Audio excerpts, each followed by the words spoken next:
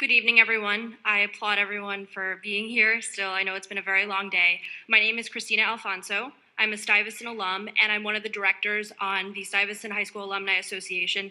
And for the past 2.5 years, I've also served as chair of the Diversity Committee. My fellow alumni at this table and I would urge you to vote against Resolution 442. And I'm going to provide you with some reasons why. First of all, changing the admissions criteria to include grades, state test scores, and potentially more subjective factors won't necessarily lead to the intended racial outcomes, because the reality is that disparities in academic outcomes start very early on. We've heard this from several other speakers today. Therefore, the disparities need to be tackled at their inception. And this leads me into my second point, that there are many more effective ways the city can improve diversity at these schools, including but not limited to targeted outreach. We've heard this multiple times today, making sure that students are aware of the SHSAT and the specialized schools well before the 8th grade. Advanced and SP classes in every middle school. This is something that many alums have had the opportunity to take in the 1980s and 90s, and then these programs were discontinued.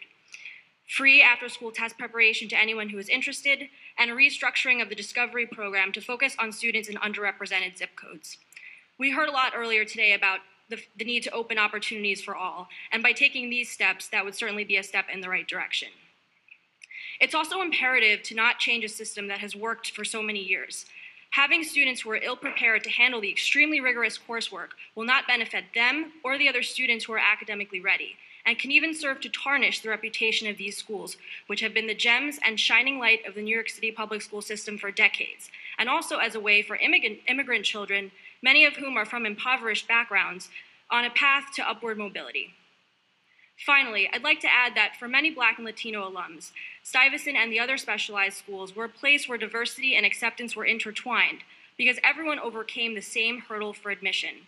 One alum, named Lisa Jones, who submitted testimony, wrote something that I'm going to quote right now.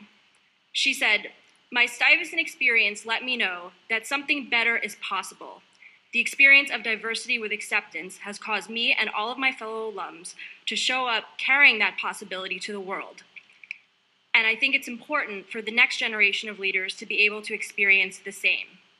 And with that, I would like to introduce one of the next generation of leaders, Kieran Carpin, who was elected student union president at Stuyvesant High School, and just about an hour ago learned of his acceptance to Harvard. So congratulations.